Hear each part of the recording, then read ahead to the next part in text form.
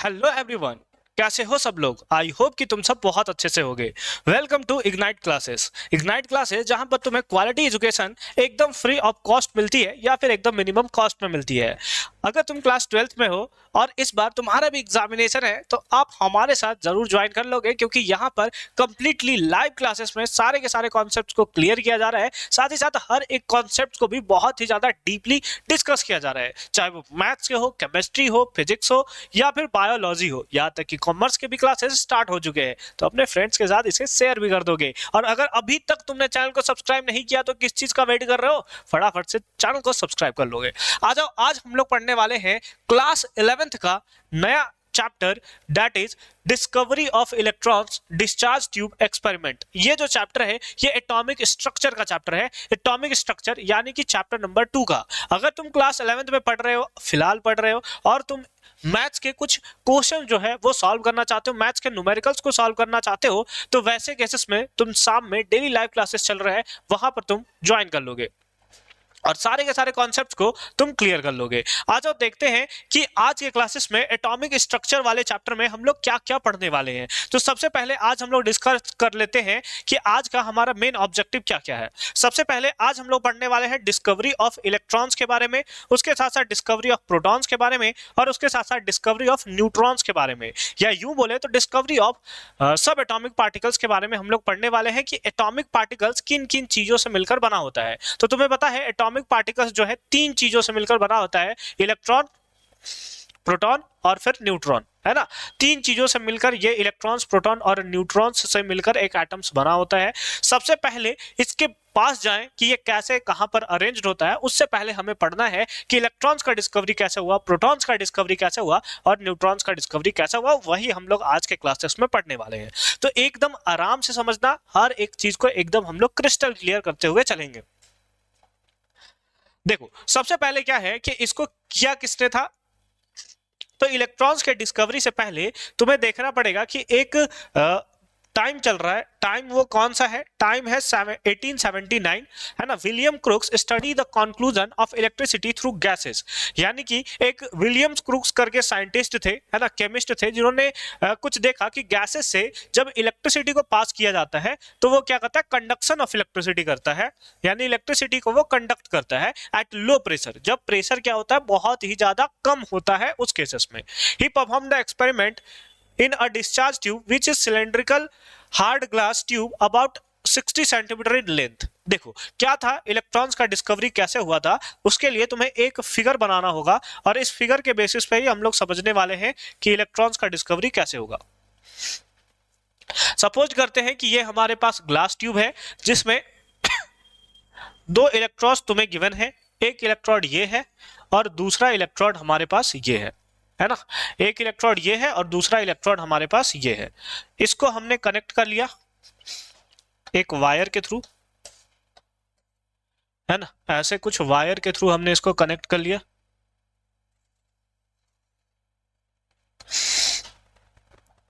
जिसमें ये इसका नेगेटिव चार्ज है और ये वाला पार्ट इसका क्या है, पॉजिटिव चार्ज हमें देखने को मिल रहा है। ठीक है, उसके साथ साथ ये जो आपको एनोड वाला पार्ट देखने को मिल रहा है, यहां पर परफोरेशन है। परफोरेशन मतलब कि यहां पर छोटे छोटे होल्स जो हैं वो बनाए गए हैं। उसके साथ साथ यहां पर एक सक्शन पंप होगा।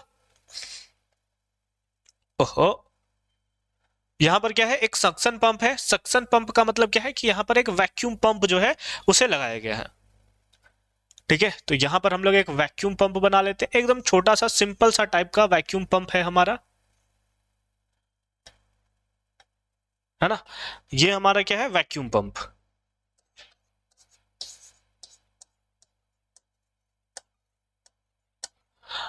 ये हमारा क्या है, दैट इज वैक्यूम पंप जो है वो प्रेजेंट है। उसके साथ साथ ये जो बैटरी है ये लगभग 10,000 वोल्ट की बैटरी है ना। 10,000 वोल्ट की बैटरी है और इसके अंदर का जो प्रेशर हमें देखने को मिल रहा है, इसके अंदर का प्रेशर देखने को मिलेगा वो 0.001 mmHg, इतना हमें जो है वो प्रेशर देखने को मिलेगा। ठीक है, ये सारा का सारा ग्लास ट्यूब है जिसका अरेंजमेंट कुछ इस तरीके से है। सबके अपने अपने काम है। जैसे 2 इलेक्ट्रोड्स हमें दिया हुआ है, एक नेगेटिव टर्मिनल से कनेक्टेड है। जो नेगेटिव टर्मिनल से कनेक्टेड होता है इसको हम लोग बोलते हैं कैथोड, क्या बोलते हैं इसको हम लोग? इसको बोलते हैं कैथोड।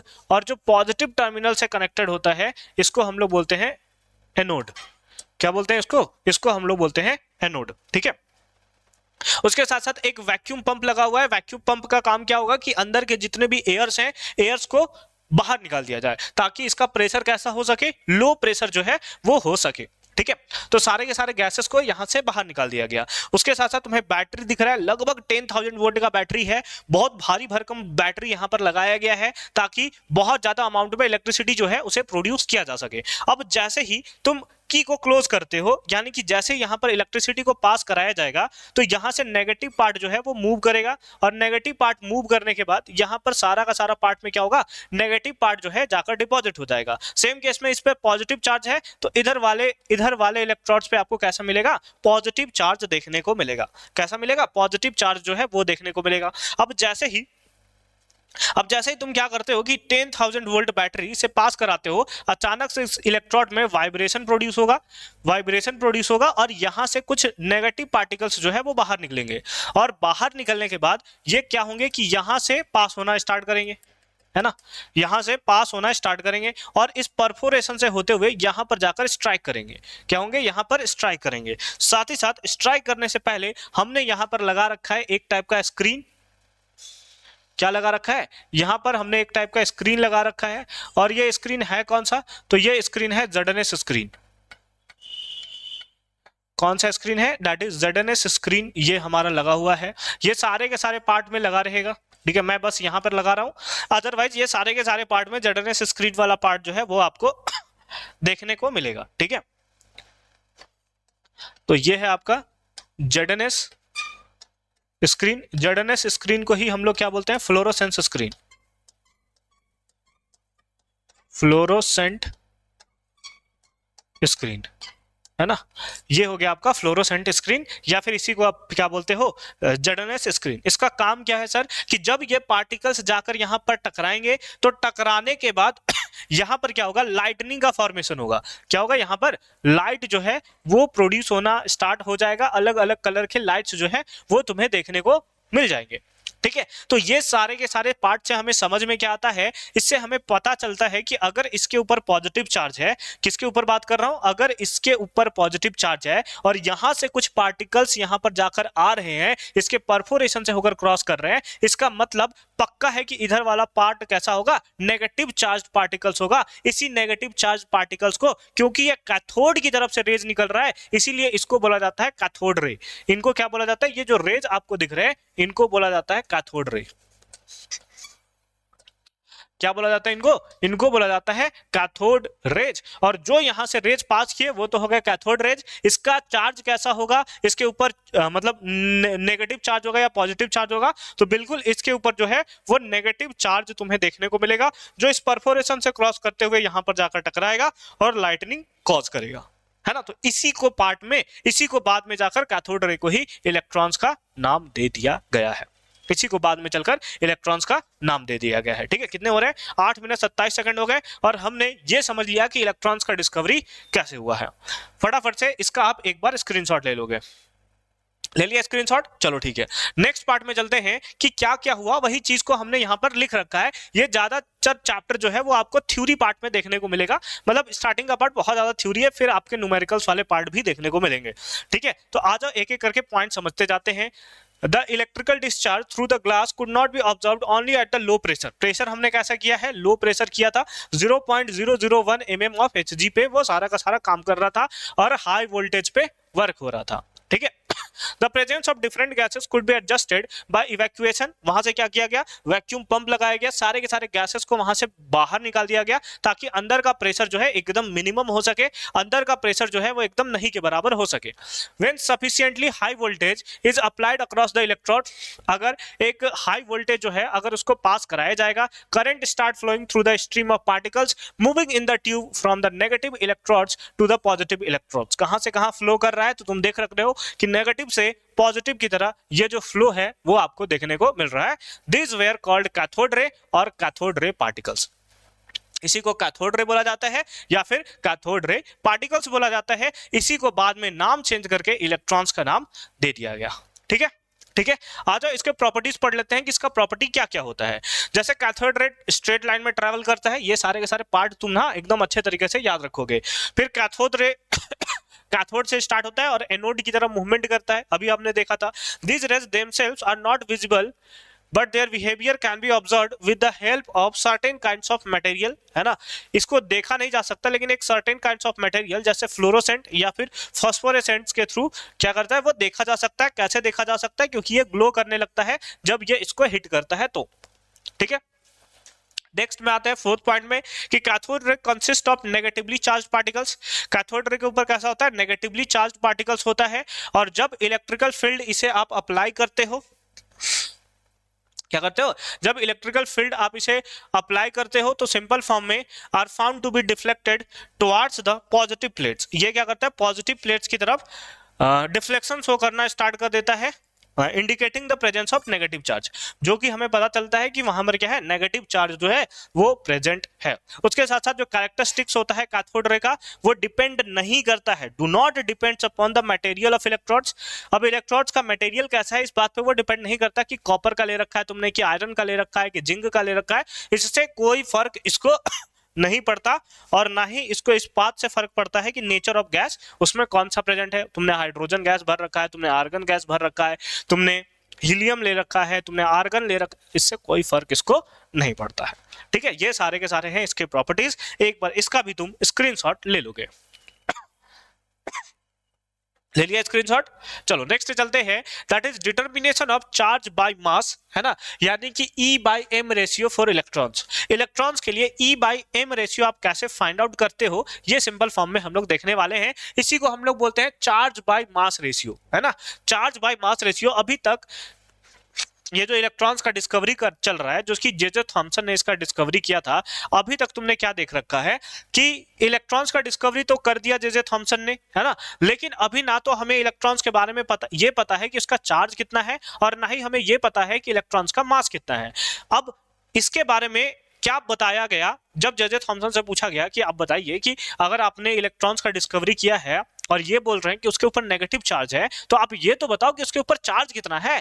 तो थॉमसन बोलते हैं कि देखो भाई, मेरे को तो पता नहीं है कि चार्ज कितना है, या फिर हमें ये नहीं पता है कि इलेक्ट्रॉन्स का मास कितना है, बट एक चीज मुझे पता है। तो सब पूछते हैं क्या क्या भाई, क्या क्या पता है तुम्हें, बताओ। तो वो बोलते हैं कि मुझे E बाय M रेशियो, यानी कि चार्ज को जब मास से डिवाइड करोगे ना, तो मुझे पता है कि वैल्यू कितना आएगा। तो बोलते हैं ठीक है, वही बता दो कि कितना है वैल्यू, है ना। तो देखो वो वैल्यू कितना होता है, वही अभी हम लोग यहाँ पर देखने जा रहे हैं। तो J Thomson first time experimentally determined charge by mass ratio, इसी को E बाय M रेशियो बोला जाता है, या फिर इसी को स्पेसिफिक चार्ज, है ना, बोला जाता है। क्या बोला जाता है? स्पेसिफिक चार्ज, स्पेसिफिक चार्ज, है ना, इसी का सारा नाम है स्पेसिफिक चार्ज, ठीक है। For this, he subjected the beam of electrons released in the discharge tube as the cathode ray to influence the electric and magnetic field. ठीक है, these were acting perpendicular to one another as well as the path followed by the electrons. ठीक है, ये सारा का सारा part हमें यहाँ पर लिखा हुआ है। According to Thomson, अगर थॉमसन के हिसाब से बात करें, the amount of deviation of the particles from their path is presence of electrical and magnetic field depends upon the following factor. मतलब क्या हुआ कि जब उनसे पूछा गया कि बताओ चार्ज बाय मास रेशियो का वैल्यू क्या होता है, तो उन्होंने क्या किया कि सिंपल फॉर्म में यही चार्ज, ऐसे जो डिस्चार्ज ट्यूब था वो बताया, है ना, और यहाँ पर क्या किया कि ये आपका ZNS स्क्रीन लगा हुआ है। सबसे पहले इन्होंने क्या किया कि यहाँ पर इलेक्ट्रिकल प्लेट्स लगाए, कुछ इस टाइप से इलेक्ट्रिकल प्लेट्स लगाए इन्होंने। एक के ऊपर नेगेटिव चार्ज था, एक के ऊपर पॉजिटिव चार्ज था। जब इलेक्ट्रॉन्स यहाँ से फ्लो किया तो क्योंकि इसके ऊपर नेगेटिव चार्ज है, तो ये पॉजिटिव की तरफ क्या हुआ, डिफ्लेक्शन हो गया। तो यहाँ से डिफ्लेक्शन शो करने के बाद यहां पर सिंपल फॉर्म में क्या हुआ कि यहां से चार्ज निकाला गया कि चार्ज कितना होता है, ठीक है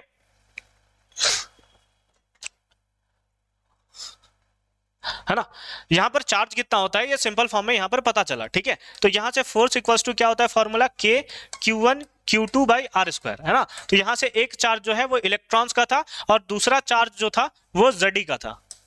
वो दूसरा चार्ज किसका था, जड़ी मतलब प्रोटॉन के बीच में, है ना, इलेक्ट्रॉन्स के बीच में, और ये प्रोटॉन, या फिर तुम ये बोल सकते हो कि ये जो पॉजिटिव पार्ट है इसके बीच में कितना चार्ज है, तो उस बेसिस पे रेशियो निकला। उसके साथ साथ फिर मैग्नेटिक फील्ड लगाया गया, फिर वहां से वैल्यू जो है उसको कैलकुलेट किया गया, तो वो वैल्यू जो है वो कितना आता है, बस यही पार्ट हम लोग यहाँ पर देखने वाले हैं। ठीक है,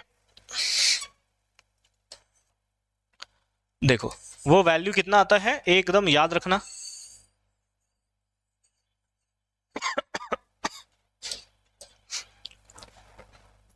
ई बाय एम रेशियो, है ना, चार्ज बाय मास रेशियो तुम्हें फाइंड आउट करना है। ई बाई एम रेशियो तुम्हें फाइंड आउट करना है। देखो दोनों का वैल्यू मैं इंडिविजुअली तुम बता देता हूं, तुम दोनों को डिवाइड करके भी आंसर लिख सकते हो, या फिर मैं यहां पर आंसर लिख देता हूं, उस बेसिस पे तुम याद रख सकते हो। देखो इलेक्ट्रॉन्स का जो चार्ज होता है उसका वैल्यू होता है 1.6 into 10 to the power minus, है ना, माइनस 19 कूलम, ये हो गया चार्ज। और मास का जो वैल्यू होता है वो होता है 9.1 into 10 to the power 10 to the power minus 31 kg। कितना होता है, माइनस 31 kg। तो यहां से चार्ज बाय मास, यानी इसको जब तुम इससे डिवाइड करोगे तो यह आएगा 1.75 इंटू 10 टू दी पावर 11, 1.75088 ऐसा होता है, बट ठीक है इतना लिख लेते हैं, 1.75 into 10 to the power 11 charge by mass, यानी कि coulomb per KG, coulomb per KG, और ये हो जाएगा चार्ज बाय मास रेशियो का वैल्यू। ठीक है, फिर यहां पर क्या दिया है कि greater the magnitude of charge on the particles greater the interaction with the electric और मैग्नेटिक फील्ड, दस ग्रेटर द डिफ्लेक्शन। यानी कि किसी भी एक पार्ट को अगर तुम इंक्रीज कर देते हो, चाहे डिफ्लेक्शन को आप इंक्रीज कर देते हो, या फिर इलेक्ट्रिकल फील्ड को तुम बढ़ा देते हो, या फिर मैग्नेटिक फील्ड को तुम बढ़ा देते हो, तो वैसे दोनों ही केसेस में तुम्हें डिफ्लेक्शन जो है वो बढ़ता हुआ नजर आएगा। यही था सिंपल फॉर्म में। बस इस चैप्टर में या इस टॉपिक में बस तुम्हें ये याद रखना है कि ई बाई एम रेशियो का वैल्यू कितना है इलेक्ट्रॉन्स का, वो याद रखना है, जो कि होता है 1.75 into 10 to the power 11 coulomb per K G. Charge जो होता है इलेक्ट्रॉन्स का वो होता है 1.6 into 10 to the power minus 19 coulomb. ये माइनस में लिखा होता है कभी कभी, क्योंकि इलेक्ट्रॉन्स का जो नेचर होता है वो नेगेटिव नेचर होता है, इसलिए नेगेटिव चार्ज आपको देखने को मिलता है। मास जो होता है वो 9.1 into 10 to the power minus 31 kg तुम्हें देखने को मिलेगा। ठीक है, आगे चलते हैं। फिर नेक्स्ट है मिल्कन ऑयल ड्रॉप एक्सपेरिमेंट। सर ये क्या है सर मिल्कन ऑयल ड्रॉप एक्सपेरिमेंट, ये तो हमें बता दो। देखो अभी तक सॉरी अभी तक जो हमें पता है वो क्या पता है, अभी हमें ना तो चार्ज पता है इलेक्ट्रॉन्स का, और ना ही उसका मास पता है कि कितना होगा। ठीक है, हमें क्या पता है, तो हमें चार्ज बाय मास पता है। हमें क्या पता है बताओ, चार्ज बाय मास पता है। ई बाय एम रेशियो हमें पता है, जो कि था 1.75 into 10 to the power minus 11, sorry plus 11, है ना, 10 to the power 11 coulomb per K G. ये वैल्यू जो है वो हमें पता है, लेकिन ना तो हमें ई का वैल्यू पता है, ना ही हमें एम का वैल्यू पता है। सर इससे पहले तो आपने लिखा था कि ई का वैल्यू इतना है, एम का वैल्यू इतना है, डिवाइड करके बता दो कि कितना होगा। वो पता नहीं था, वो एक्सपेरिमेंटली फाइंड आउट किया था ई बाय एम रेशियो, जब मैग्नेटिक फील्ड और इलेक्ट्रिक फील्ड के फॉर्मूले के दोनों को कंबाइन किया गया। तो अभी हमें नहीं पता कि ई का एक्चुअल में वैल्यू कितना होता है, एम का एक्चुअल में वैल्यू कितना होता है। उसके लिए इन्होंने क्या किया, मिल्कन ने एक ऑयल ड्रॉप एक्सपेरिमेंट बनाया। ये ऑयल ड्रॉप एक्सपेरिमेंट तुम अगर एनसीईआरटी पढ़ो तो बॉक्स के फॉर्म में तुम्हें देखने को मिलता है। क्या है, शॉर्ट में हम लोग समझते हैं कि ये क्या होता है। ठीक है, उन्होंने क्या लिया, एक इस टाइप का चैम्बर लिया, एक इस टाइप का चैम्बर लिया, यहां पर ऐसा कुछ प्लेट्स लगाए,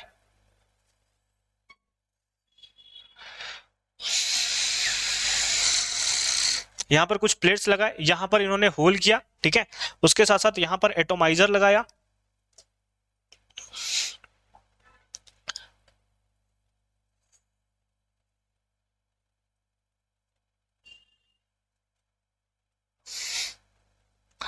है ना, यहां पर उन्होंने क्या लगाया, एक एटोमाइजर लगाया। एटोमाइजर सर क्या होता है, सर एटोमाइजर इसमें कुछ लिक्विड है, फिल्ड है। ठीक है, इसमें फिल्ड है ऑयल, है ना, ऑयल फील्ड है। फिर उसके साथ साथ इसको इलेक्ट्रिकल फील्ड से इसको कनेक्ट किया गया, ऐसे कुछ इसको कनेक्शन किया गया, इसका इलेक्ट्रिकल फील्ड है ना।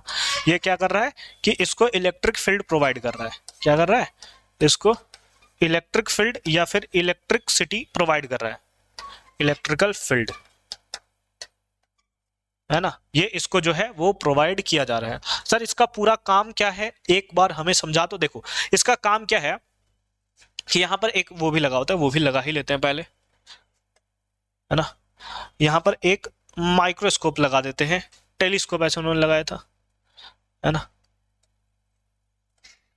बहुत सस्ता सा फिगर है मेरा, समझ जाना कि ये माइक्रोस्कोप लगा हुआ है। क्या है ये, माइक्रोस्कोप लगा हुआ है यहाँ पर, ठीक है। इसको मैं लिख दे रहा हूँ, ये आपका लगा है माइक्रोस्कोप, और इधर से जो लगा हुआ है वो तुम्हारा रेज आया हुआ है। इधर से हम लोग एक रेज पास करते हैं इसके थ्रू, और ये कौन सा रेज है, तो ये है एक्स रेज। कौन सा रेज है बताओ, तो ये है तुम्हारा एक्स रेज। क्या होता है, एक बार फटाफट से हम लोग इस एक्सपेरिमेंट को स्टार्ट करते हैं, है ना, कि एक्चुअल में क्या चलेगा यहाँ पर। सबसे पहले क्या है, ऑयल को ऐसे पू करेंगे, है ना, इसको ऐसे पू, जैसे देखा होगा बचपन के टाइम में जब कोई आइसक्रीम बेचने आता था, है ना, या फिर पाव रोटी बेचने आता था, वैसे ऐसे बजाता था ना, पू पू पू पू, वही वाला सेम चीज है। अगर तुम इसे पू करते हो तो सिंपल फॉर्म में यहाँ से क्या होगा, ऑयल बाहर निकलेगा। ऑयल बाहर निकल करके ऐसे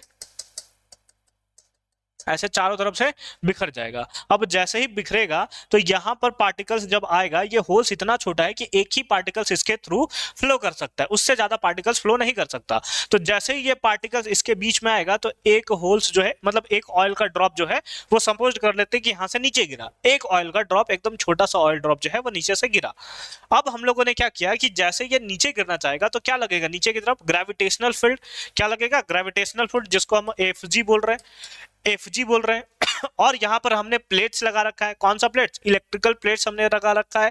तो इसके बेसिस पे एक फोर्स लगेगा, दैट इज इलेक्ट्रोस्टैटिक फोर्स। क्या लगेगा, दैट इज इलेक्ट्रोस्टैटिक फोर्स। दोनों के वैल्यू को अगर हम लोग इक्वल कर दें, ये नीचे जाना चाहेगा इलेक्ट्रोस्टैटिक फोर्स, इसको ऊपर खींचना चाहेगा। एक सेकंड, क्या हो गया ये, है ना, ये क्या करेगा, नीचे जाना चाहेगा इलेक्ट्रोस्टैटिक फोर्स, इसको ऊपर की तरफ खींचेगा। तो जब दोनों बराबर हो जाएंगे तो बीच में क्या होगा, टिक जाएगा, ना तो नीचे जाएगा ना तो ऊपर जाएगा, क्योंकि ऊपर भी खींचने वाला फोर्स और नीचे भी खींचने वाला फोर्स बराबर हो गया। अब दोनों बराबर हो गया तो बीच में ऐसा कुछ रह जाएगा। तो यहां पर से सिंपल हम लोग क्या करेंगे, एक्सरेज फ्लो कराएंगे। एक्सरेज फ्लो कराएंगे तो यहां से हम लोग देख कहां से रहेंगे, तो इस माइक्रोस्कोप के बेसिस पर ऐसे देख रहे होंगे, इधर से तुम्हारा क्या होगा, एक्सरेज जो है वो क्रॉस करेगा, ठीक है। तो एक्सरेज यहां से क्रॉस किया, इधर से तुम ऐसे आंख लगा कर देख रहे हो, ठीक है। तो जब एक्सरे जो है रेज इससे आकर टकराएगा तो यहां से एक पार्टिकल्स जो है वो बाहर निकल जाता है। एक पार्टिकल्स किसका बाहर निकलता है, तो इलेक्ट्रॉन्स का एक पार्टिकल जो है वो बाहर निकलता है। और उस बेसिस पे देख लेते हो तो इलेक्ट्रॉन्स का जो चार्ज आता है वो तुम्हारा आता है माइनस का 1.6 इंटू 10⁻⁻19 कूलम। ये बस माइनस साइन ये शो कर रहा है कि इलेक्ट्रॉन्स के ऊपर नेगेटिव चार्ज है। क्या शो कर रहा है कि इलेक्ट्रॉन्स के ऊपर नेगेटिव चार्ज प्रेजेंट है। तो यहां से हमें मिल जाता है E का वैल्यू, कि E का वैल्यू कितना होगा। अब तुम्हें पता है E बाय M रेशियो, यहां पर अगर तुम E का वैल्यू पुट करते हो तो क्या M का वैल्यू तुम्हें नहीं निकल जाएगा, एकदम निकल जाएगा। तो यहां से M का वैल्यू तुम फाइंड आउट कर लोगे, और M का वैल्यू आता है 9.1 इंटू 10⁻31 kg। कितना आता है, 9.1 इंटू 10⁻31 kg। ये हो गया चार्ज और ये हो गया तुम्हारा मास। तो इस तरीके से मिल्टन ऑयल ड्रॉप एक्सपेरिमेंट को तुम एकदम ही सिंपल फॉर्म में समझ सकते हो कि एक्चुअल में यहां पर क्या है। फटाफट से एक बार तुम इसका स्क्रीनशॉट ले लोगे, ले लिए स्क्रीनशॉट, अच्छी बात है। चलो नेक्स्ट स्लाइड में चलते हैं। नेक्स्ट है that is discovery of proton. दिख रहा है ना, हाँ एकदम क्लियर दिख रहा है, ठीक है। कितना मिनट्स हो गया, 23 मिनट 31 सेकंड, ठीक है। डिस्कवरी ऑफ प्रोटॉन क्या है, आ जाओ उसको समझते हैं, ठीक है। देखो डिस्कवरी ऑफ प्रोटॉन्स में क्या है कि 1886 में गोल्डस्टीन ने क्या किया था, प्रोटॉन्स का डिस्कवरी किया था। कैसे डिस्कवरी किया था, सेम तरीके से जैसा इलेक्ट्रॉन्स का डिस्कवरी हो गया उसी के अपोजिट फॉर्म में उन्होंने क्या किया कि प्रोटॉन्स का डिस्कवरी किया। थोड़े थोड़े से चेंजेस थे, है ना। जैसे अगर मैं यहाँ पर छोटा सा फिगर बनाकर दिखाऊं तुम्हें कि इस बार ऐसे दो हमारे पास इलेक्ट्रोड है, ठीक है। इसको कनेक्ट किया गया है, इसको कनेक्ट किया गया है बैटरी के थ्रू, है ना। ऐसे बैटरी के थ्रू इसको कनेक्ट किया गया है, ठीक है। इस बार थोड़ा सा प्रेशर इसको प्रोवाइड किया गया था, अंदर गैसेस भरे होते थे। अंदर गैसेस कौन सा था, स्टार्टिंग में लिया गया था H2 गैस, है ना। हाइड्रोजन गैस जो है उसे लिया गया था, ठीक है, ठीक है, ठीक है। इसके ऊपर आएगा नेगेटिव चार्ज, इसके ऊपर आएगा पॉजिटिव चार्ज, ठीक है, इसके ऊपर नेगेटिव चार्ज, इसके ऊपर पॉजिटिव चार्ज। नेगेटिव चार्ज को यहाँ से फिल किया गया, यहाँ पर आएगा नेगेटिव टर्मिनल, यहाँ पर आएगा पॉजिटिव टर्मिनल। पिछले बार होल किस में किया गया था? इधर वाले पार्ट में होल किया गया था। इस बार कहाँ होल किया गया? यहाँ वाले होल किया गया, है ना, यहाँ वाले पार्ट में होल किया गया। एक्सपेक्टेड क्या था? जब यहां से करोगे पॉजिटिव पार्टिकल्स यहां से निकलेगा और यहां से परफोरेशन होकर क्रॉस करोगे तो यहां पर क्या होगा कि एक टाइप का सारा इलेक्ट्रिसिटी जो है, लाइट जो है वो प्रोड्यूस होगा। क्यों? क्योंकि यहां पर लगाया गया है क्या? ZNS screen. क्या लगाया गया यहां पर? तो यहां पर लगाया गया है ZNS स्क्रीन, है ना। यहां पर क्या लगाया है? यहां पर लगाया गया है ZNS स्क्रीन। ठीक है, ये सारा का सारा मतलब होना चाहिए था, एक्सपेक्टेड तो हमारा ऐसा ही था, लेकिन एक्चुअल में क्या होता है यहां पर समझोगे, है ना। एक्चुअल में क्या होता है कि जब यहां से इलेक्ट्रिसिटी पास करता है ना, जब यहां से तुम इलेक्ट्रिसिटी इसको प्रोवाइड करते हो, ये उतना हाई वोल्टेज नहीं होता जितना इलेक्ट्रॉन्स के केस में तुम्हें हाई वोल्टेज देखने को मिला था। तो ये क्या होता है कि सबसे पहले ये जाकर और टकराता है इस वाले पार्टिकल से, और इस वाले पार्टिकल्स में जो कि H2 गैस है, ये ब्रेक कर देता है, इसको H को ब्रेक कर देता है। ये H ऐसा लिखा हुआ है ना, ऐसा बॉन्ड बना हुआ है। ये इलेक्ट्रॉन्स को, हाइड्रोजन को ब्रेक कर देगा, यहां से एक इलेक्ट्रॉन्स बाहर निकल जाएगा और हाइड्रोजन के ऊपर आ जाएगा कैसा? Positive charge. यही हाइड्रोजन के ऊपर पॉजिटिव चार्ज जो है, जिसको तुम हाइड्रोजन आयन बोलते हो या फिर प्रोटियम बोलते हो, यही प्रोटियम जो था वो आता है और इस परफोरेशन से होकर क्रॉस करता है और यहां पर कलर जो है वो प्रोड्यूस करता है। अब तुम यहां हाइड्रोजन के प्लेस पे ऑक्सीजन रख देते हो तो वैसे केसेस में कलर भी तुम्हारा क्या होगा? चेंज हो जाएगा। जो पहले कलर प्रोड्यूस होता था उससे डिफरेंटली कलर जो है वो तुम्हें यहां पर देखने को मिलेगा। क्योंकि ये सारा का सारा रेज एनोड से आ रहा है, तो इसको क्या एनोड रे एक्सपेरिमेंट बोल सकते हैं? तो ऐसा नहीं है, क्योंकि एनोड से कोई रेज नहीं निकल रहा है। ये जो रेज आ रहा है इसको तोड़ रहा है और फिर जाकर यहां पर आ रहा है। तो कभी कभी तो इसको बोल दिया जाता है एनोड रेज, बट इसको एनोड रेज बोलना बहुत ज्यादा गलत है ना। और इसके ऊपर चार्ज कैसा होगा? तो तुम बोल सकते हो कि सर इसके ऊपर ना पॉजिटिव चार्ज होगा, जो कि यहाँ परफोरेशन से होकर गुजरेगा और यहाँ पर जाकर टकराएगा, जिसके कारण आपको क्या मिलेगा? दैट इज पॉजिटिव वाला पार्ट जो है, पॉजिटिव वाला पार्ट से टकरा रहा है, इसीलिए इसको नाम दिया जाता है प्रोटॉन का। क्या नाम दे दिया जाता है? प्रोटॉन का। अब बात करते हैं, यही चीज हमने यहां पर लिख रखा है, ठीक है। बात करते हैं इसके प्रॉपर्टीज के बारे में कि इसका प्रॉपर्टीज क्या होता है। तो जो द वैल्यू है पॉजिटिव चार्ज का on the particle constitutes anode रे डिपेंड्स अपॉन, किस पर डिपेंड्स करता है? नेचर ऑफ गैस पर डिपेंड करता है। मैंने बताया था कि अगर गैस को तुम चेंज कर दोगे तो कलर भी क्या हो जाएगा? चेंज हो जाएगा। कलर भी क्या हो जाएगा? चेंज हो जाएगा, ठीक है। फिर दूसरा सेकंड पॉइंट है the change in the mass ratio of the particle is found to be dependent, है ना, the charge by mass ratio, यानी कि E बाई एम रेशियो के बारे में बात कर रहा है कि E बाई एम रेशियो जो होता है वो भी डिपेंड करता है किस पे? ऑन दी गैसेस, यानी कि नेचर ऑफ गैसेस पे डिपेंड करता है, ठीक है।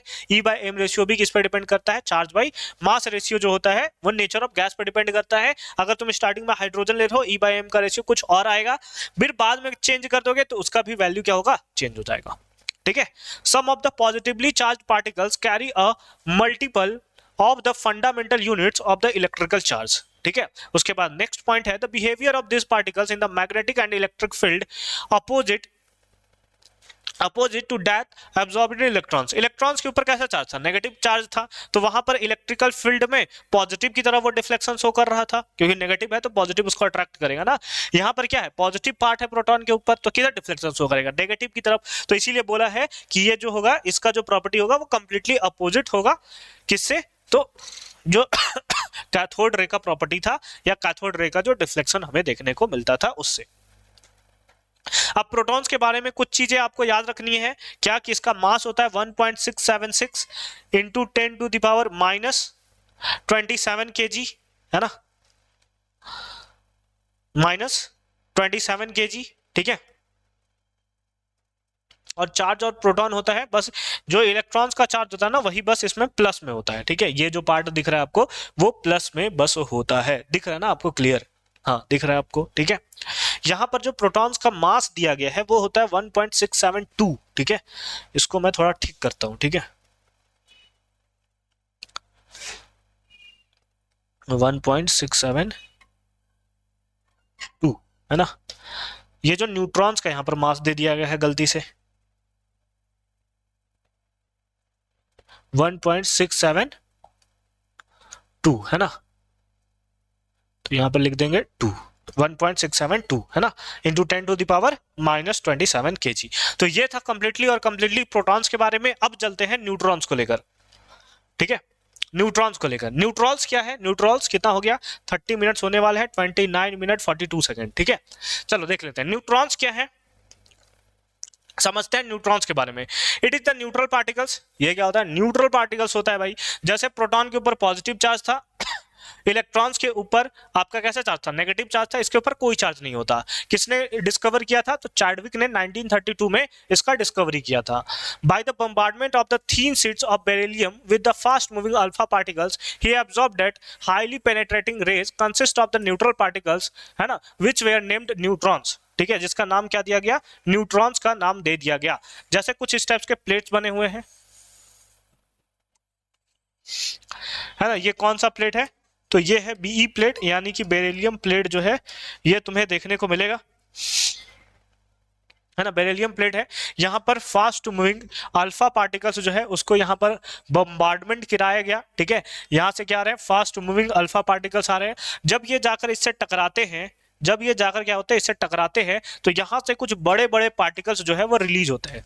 बड़े बड़े पार्टिकल्स जो है यहाँ से रिलीज होते हैं। जब इसका नेचर चेक किया जाता है कि इसके ऊपर पॉजिटिव चार्ज है कि इसके ऊपर नेगेटिव चार्ज है, तो हमें क्या देखने को मिलता है कि जब हम लोग यहाँ पर इलेक्ट्रिकल प्लेट ऐसे लगा देते हैं, सपोज करते हैं इलेक्ट्रिकल प्लेट लगाते हैं, इस पर नेगेटिव चार्ज है, इसके ऊपर पॉजिटिव चार्ज है, तो हमें यह देखने को मिलता है कि ना तो यह पॉजिटिव की तरफ डिफ्लेक्शन हो गया, ना ही नेगेटिव की तरफ डिफ्लेक्शन हो गया। तो इससे हमें एक चीज पता चल जाता है इससे हमें एक चीज पता चलता है कि ना तो इसके ऊपर पॉजिटिव चार्ज है और ना ही नेगेटिव चार्ज है। इसका मतलब ये है कैसा, तो इसका मतलब ये न्यूट्रल है। कैसा है ये, तो इसका मतलब हो गया कि ये वाला पार्ट जो है वो हमें न्यूट्रल देखने को मिलेगा। समझ गए बात को, समझ गए बात को। अब इसके बारे में थोड़ा सा पॉइंट्स हमें लिखना है कि इसका प्रॉपर्टीज क्या होता है। आ जाओ उसको भी फटाफट से देख लेते हैं। जैसे एक सेकंड, जैसे हमसे पूछा गया है, अगर पूछा जाए कि मास ऑफ न्यूट्रॉन बताइए कितना होगा, मास ऑफ न्यूट्रॉन बताइए कितना होगा, तो ये होगा 1.675 या 676 इंटू 10⁻⁻27 kg, ये इसका मास होता है। अगर हमसे चार्ज पूछा जाए, क्या पूछा जाए, चार्ज पूछा जाए, किसका, चार्ज ऑफ न्यूट्रॉन्स, है ना, चार्ज ऑफ न्यूट्रॉन, तो न्यूट्रॉन के ऊपर कोई चार्ज नहीं होता, जीरो चार्ज प्रेजेंट होता है, क्योंकि ये न्यूट्रल पार्टिकल्स है। इसके ऊपर ना तो पॉजिटिव चार्ज मिलेगा और ना ही तुम्हें नेगेटिव चार्ज मिलेगा। Sir E/m ratio, charge by mass ratio, इसके लिए कितना होगा, चार्ज कितना है, जीरो, तो जीरो बाय डिवाइडेड बाय कुछ भी करो भाई, आंसर कितना आएगा बताओ, जीरो आएगा। आंसर कितना आएगा, जीरो आएगा। तो इस तरीके से आज के क्लासेस में हमने कंप्लीट कर लिया कि कैसे हमने सारे के सारे टर्म्स, यानी कि discovery of electrons, discovery of protons और डिस्कवरी ऑफ न्यूट्रॉन्स कैसे हुए थे। ठीक है, नेक्स्ट क्लास में हम लोग इसके आगे के क्लासेस को कंटिन्यू करेंगे, जिसमें हम लोग ये देखेंगे कि आखिर एटॉम, इलेक्ट्रॉन्स, प्रोटॉन्स और न्यूट्रॉन्स एटम के अंदर प्रेजेंट कैसे हैं, है ना, कहां पे वो प्रेजेंट होते हैं, कैसे वो प्रेजेंट होता है, जिसमें थॉमसन एटॉमिक मॉडल आएगा, है ना, जिसमें आपके रदरफोर्ड अल्फा रे एक्सपेरिमेंट आएगा, ठीक है, उसके बाद बोस एटॉमिक मॉडल आएगा। वो सारे के सारे मॉडल्स को एक एक करके हम लोग देखने वाले हैं। ठीक है, आई होप कि तुम्हें आज का क्लास एकदम क्लियर फॉर्म में समझ में आया होगा। बाकी मिलेंगे नेक्स्ट वीडियो में, अगले सेशन में। तब तक के लिए तुम अच्छे से पढ़ाई करते रहो। All the very best. और अभी तक चैनल को सब्सक्राइब नहीं किया है तो मेक श्योर कि तुम चैनल को सब्सक्राइब करके जरूर रख लोगे।